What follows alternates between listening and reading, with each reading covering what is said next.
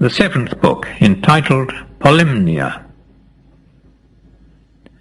Now when tidings of the battle that had been fought at Marathon reached the ears of King Darius, the son of Hystaspes, his anger against the Athenians, which had been already roused by their attack upon Sardis, waxed still fiercer, and he became more than ever eager to lead an army against Greece. Instantly he sent off messengers to make proclamation through the several states that fresh levies were to be raised, and these at an increased rate, while ships, horses, provisions, and transports were likewise to be furnished. So the men published his commands, and now all Asia was in commotion by the space of 3 years, while everywhere, as Greece was to be attacked, the best and bravest were enrolled for the service, and had to make their preparations accordingly. After this, in the 4th year, the Egyptians, whom Cambyses had enslaved, revolted from the Persians, whereupon Darius was more hot for war than ever, and earnestly desired to march an army against both adversaries. Now as he was about to lead forth his levies against Egypt and Athens, a fierce contention for the sovereign power arose among his sons. Since the law of the Persians was that a king must not go out with his army until he has appointed one to succeed him upon the throne, Darius, before he obtained the kingdom, had had 3 sons born to him from his former wife, who was a daughter of Gobryas, while since he began to reign, Atossa, the daughter of Cyrus, had borne him 4. Artabanus was the eldest of the first family, and Xerxes of the second. These 2, therefore, being the sons of different mothers, were now at variance. Artabanus claimed the crown as the eldest of all the children, because it was an established custom all over the world for the eldest to have the preeminence, while Xerxes, on the other hand, urged that he was sprung from Atossa, the daughter of Cyrus, and that it was Cyrus who had won the Persians their freedom. Before Darius had pronounced on the matter, it happened that Demaratus, the son of Ariston, who had been deprived of his crown at Sparta, and had afterwards of his own accord gone into banishment, came up to Susa, and there heard of the quarrel of the princes. Hereupon, as report says, he went to Xerxes and advised him, in addition to all that he had urged before, to plead that at that time when he was born, Darius was already king, and bore rule over the Persians, but when Artabanus came into the world, he was a mere private person. It would therefore be neither right nor seemly that the crown should go to another in preference to himself.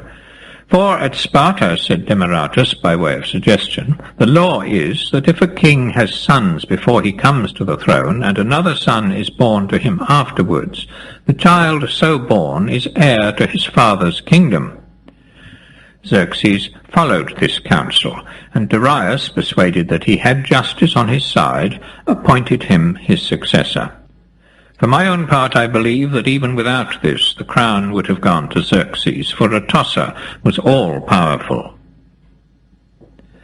Darius, when he had thus appointed Xerxes his heir, was minded to lead forth his armies, but he was prevented by death while his preparations were still proceeding.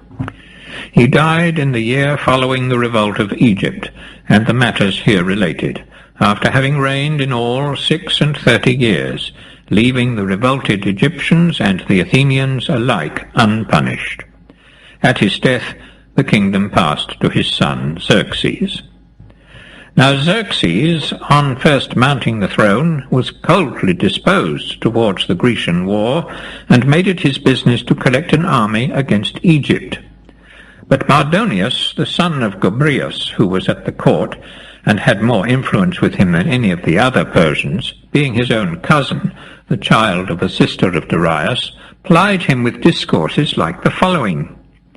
Master, it isn't fitting that they of Athens escape scot-free after doing the Persians such great injury. Complete the work which thou hast now in hand, and then, when the pride of Egypt is brought low, lead an army against Athens. So shalt thou thyself have good report among men, and others shall fear hereafter to attack thy country. Thus far it was of vengeance that he spoke, but sometimes he would vary the theme and observe by the way that Europe was a wondrous beautiful region, rich in all kinds of cultivated trees, and the soil excellent. No one save the king was worthy to own such a land. All this he said because he longed for adventures, and hoped to become satrap of Greece under the king, and after a while he had his way, and persuaded Xerxes to do according to his desires. Other things, however, occurring about the same time helped his persuasions, for in the first place it chanced that messengers arrived from Thessaly, sent by the Aleuadae, Thessalian kings, to invite Xerxes into Greece and to promise him all the assistance which it was in their power to give. And further, the Pisistratidae, who had come up to Susa, held the same language as the Aleuadae, and worked upon him even more than they, by means of Onomacritus of Athens, an oracle-monger, and the same who set forth the prophecies of Musaeus in their order. The Pisistratidae had previously been at enmity with this man, but made up the quarrel before they removed to Susa. He was banished from Athens by Hipparchus, the son of Pisistratus, because he foisted into the writings of Musaeus a prophecy that the islands which lie off Lemnos would one day disappear in the sea. Lassus of Hermione caught him in the act of so doing. For this cause Hipparchus banished him, though till then they had been the closest of friends.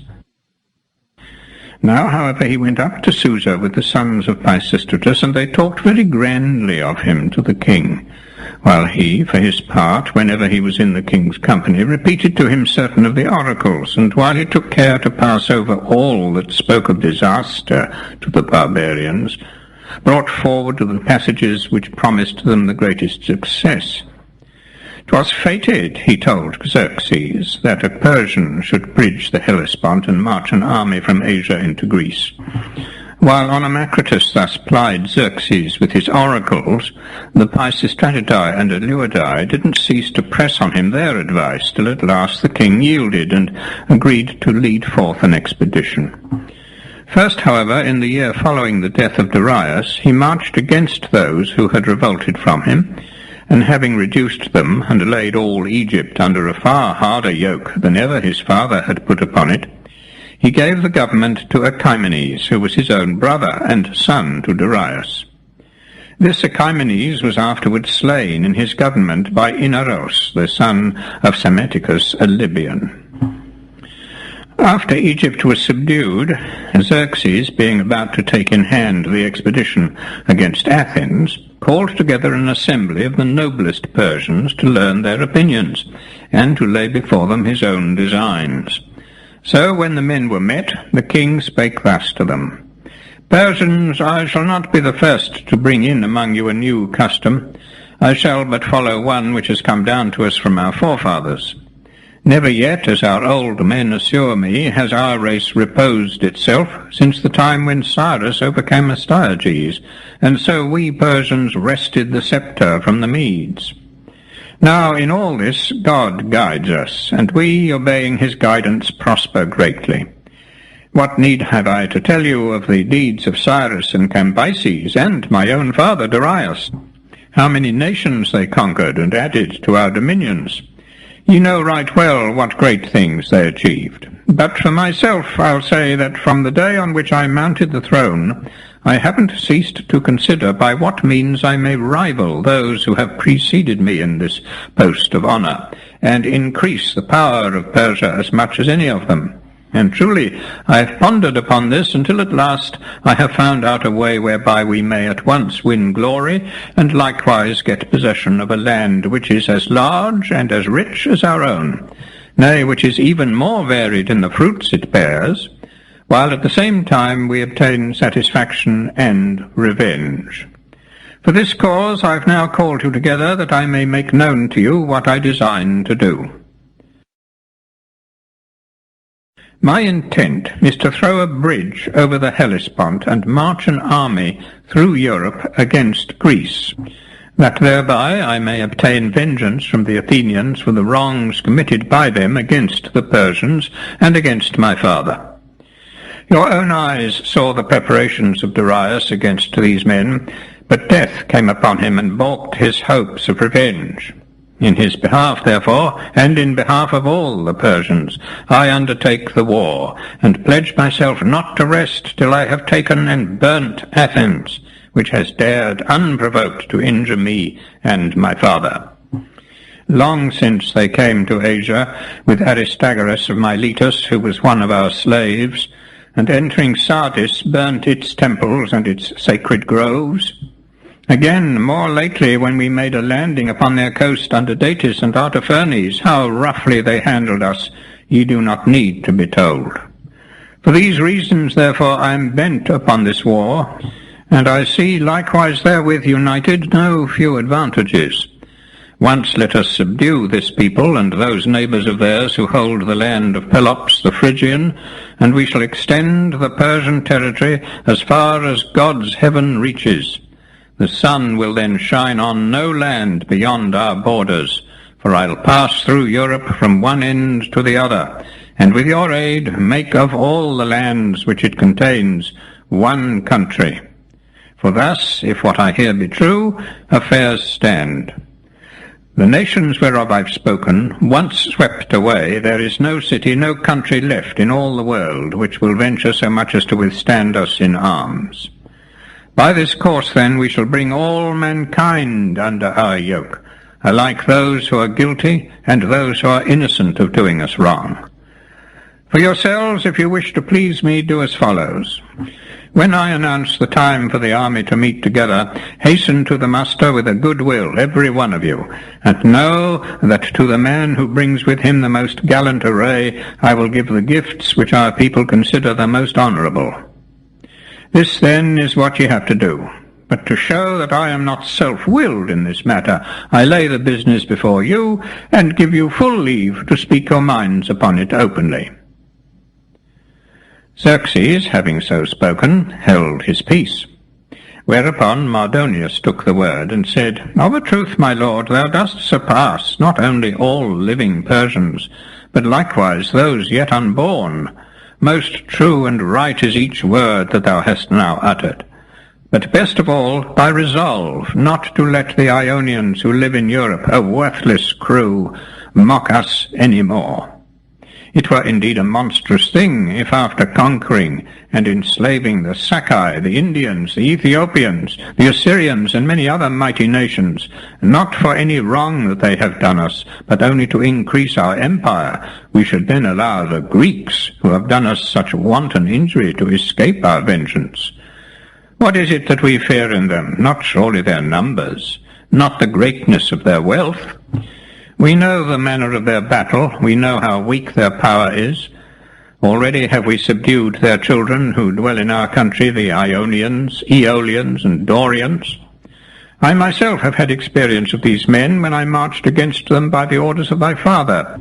And though I went as far as Macedonia, and came but a little short of reaching Athens itself, yet not a soul ventured to come out against me to battle. And yet I'm told these very Greeks are wont to wage wars against one another in the most foolish way, through sheer perversity and doltishness. For no sooner is war proclaimed than they search out the smoothest and fairest plain that is to be found in all the land, and there they assemble and fight, whence it comes to pass that even the conquerors depart with great loss. I say nothing of the conquered, for they are destroyed altogether. Now surely, as they're all of one speech, they ought to interchange heralds and messengers, and make up their differences by any means rather than battle. Or, at the worst, if they must needs fight one against another, they ought to post themselves as strongly as possible, and so try their quarrels. But notwithstanding that they have so foolish a manner of warfare, yet these Greeks, when I led my army against them to the very borders of Macedonia, did not so much as think of offering me battle. Who then will dare, O king, to meet thee in arms, when thou comest with all Asia's warriors at thy back, and with all her ships? For my part, I don't believe the Greek people will be so foolhardy. Grant, however, that I'm mistaken herein, and that they are foolish enough to meet us in open fight. In that case they'll learn that there are no such soldiers in the whole world as we. Nevertheless, let us spare no pains, for nothing comes without trouble, but all that men acquire is got by painstaking." When Mardonius had in this way softened the harsh speech of Xerxes, he too held his peace. The other Persians were silent, for all feared to raise their voice against the plan proposed to them. But Artabanus, the son of Hystaspes and uncle of Xerxes, trusting to his relationship, was bold to speak. "O king," he said, "it's impossible, if no more than one opinion is uttered, to make choice of the best. A man is forced then to follow whatever advice may have been given him. But if opposite speeches are delivered, then choice can be exercised. In like manner, pure gold is not recognized by itself, but when we test it along with baser ore, we perceive which is the better. I counselled thy father, Darius, who was my own brother, not to attack the Scyths, a race of people who had no town in their whole land. He thought, however, to subdue those wandering tribes, and wouldn't listen to me, but marched an army against them, and ere he returned home lost many of his bravest warriors. Thou art about, O king, to attack a people far superior to the Scyths, a people distinguished above others, both by land and sea. 'Tis fit, therefore, that I should tell thee what danger thou incurrest hereby. Thou sayest that thou wilt bridge the Hellespont, and lead thy troops through Europe against Greece. Now suppose some disaster befall thee by land or sea, or by both. It may be even so, for the men are reputed valiant. Indeed, one may measure their prowess from what they have already done. For when Datis and Artabanus led their huge army against Attica, the Athenians singly defeated them. But grant that they are not successful on both elements.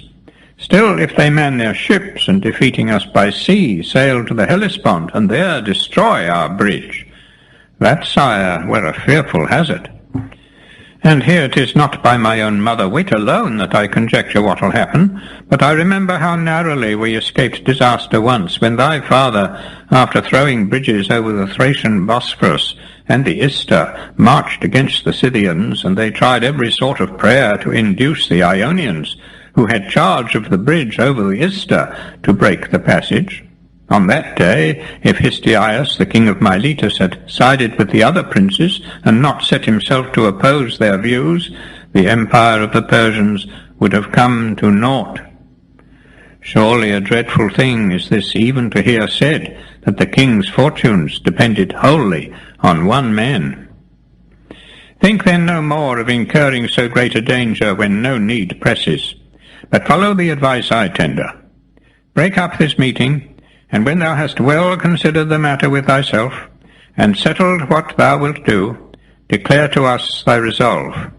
I know not of aught in the world that so profits a man as taking good counsel with himself. For even if things fall out against one's hopes, still one has counselled well, though fortune has made the counsel of none effect. Whereas if a man counsels ill, and luck follows, he has gotten a windfall, but his counsel is none the less silly.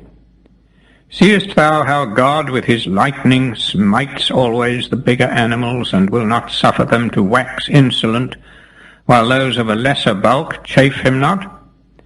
How likewise his bolts fall ever on the highest houses and the tallest trees?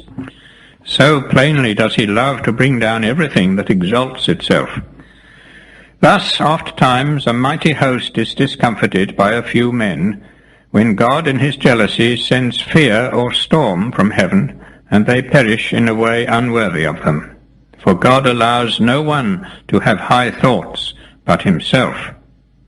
Again, hurry always brings about disasters, from which huge sufferings are wont to arise, but in delay lie many advantages, not apparent, it may be, at first sight, but such as in course of time are seen of all.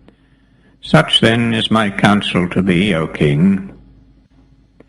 And thou, Mardonius, son of Gobryas, forbear to speak foolishly concerning the Greeks, who are men that ought not to be lightly esteemed by us. For while thou revilest the Greeks, thou dost encourage the king to lead his own troops against them. And this, as it seems to me, is what thou art specially striving to accomplish. Heaven send thou succeed not to thy wish, for slander is of all evils the most terrible. In it 2 men do wrong, and 1 man has wronged unto him. The slanderer does wrong forasmuch as he abuses a man behind his back, and the hearer forasmuch as he believes what he has not searched into thoroughly. The man slandered in his absence suffers wrong at the hands of both, for one brings against him a false charge, and the other thinks him an evildoer. If, however, it must needs be that we go to war with this people, at least allow the king to abide at home in Persia.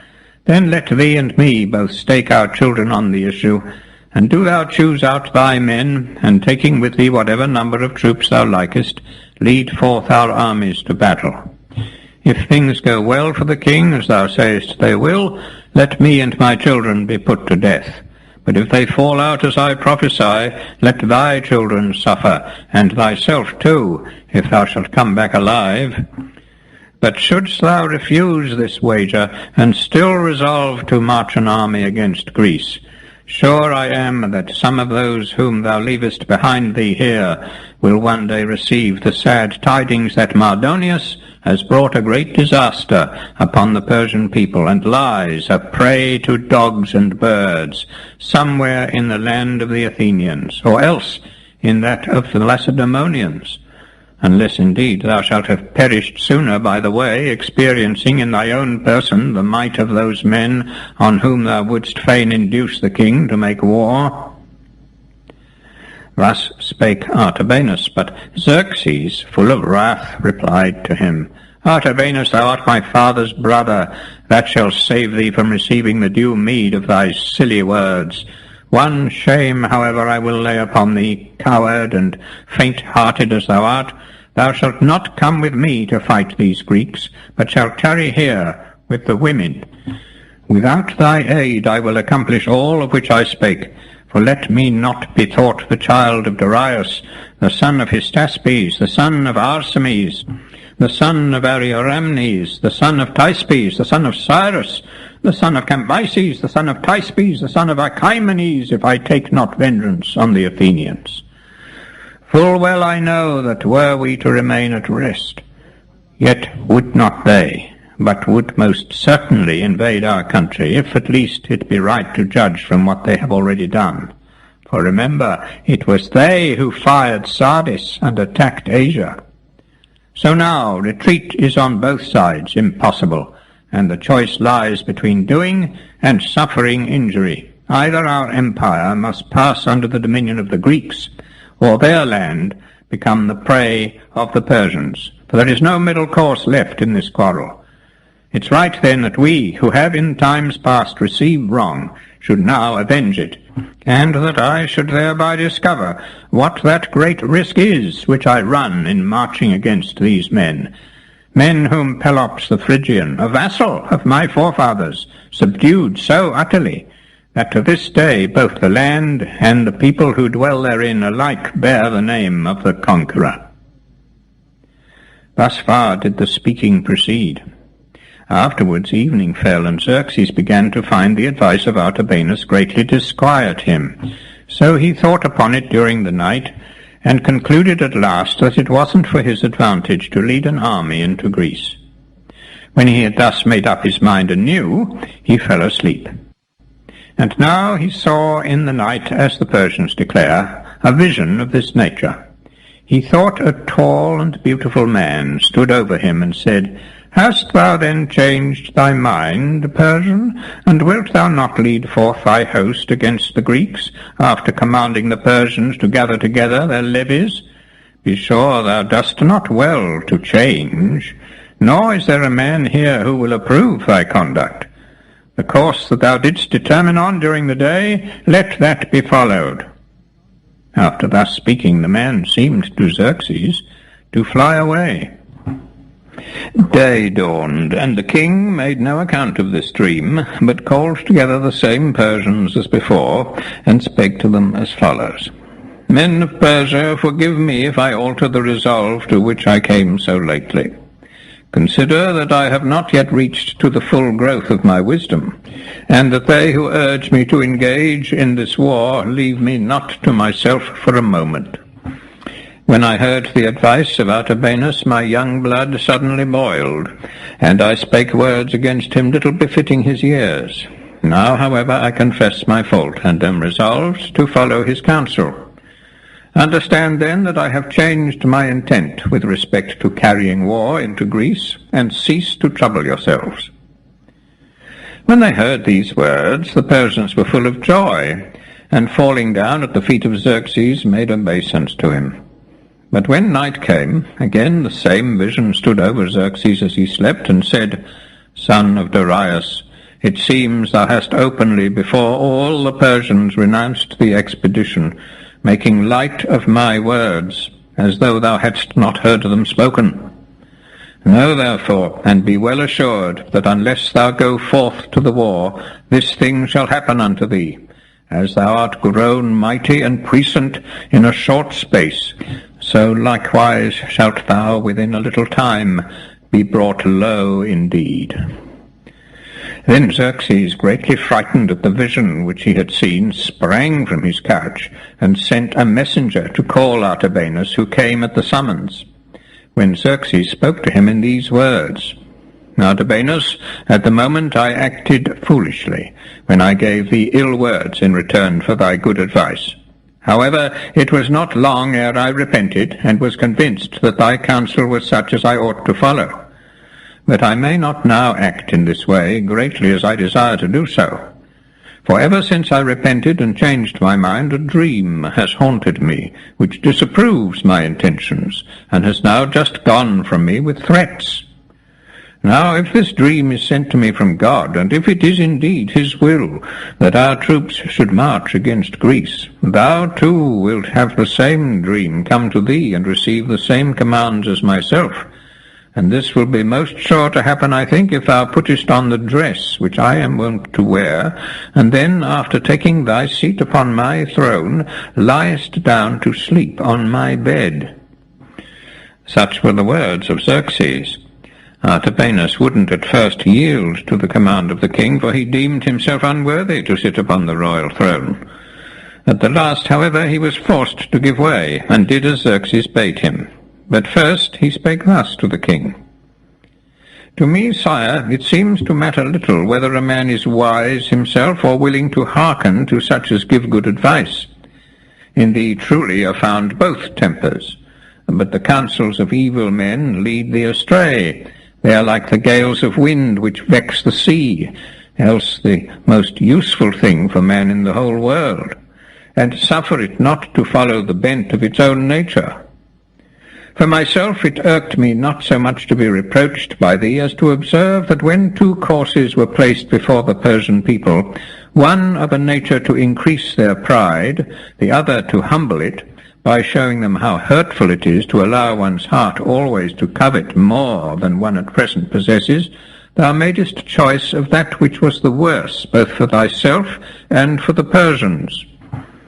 Now thou sayest that from the time when thou didst approve the better course, and give up the thought of warring against Greece, a dream has haunted thee, sent by some god or other, which will not suffer thee to lay aside the expedition. But such things, my son, have of a truth nothing divine in them. The dreams that wander to and fro among mankind, I will tell thee of what nature they are, I who have seen so many more years than thou. Whatever a man has been thinking of during the day is wont to hover round him in the visions of his dreams at night. Now we, during these many days past, have had our hands full of this enterprise.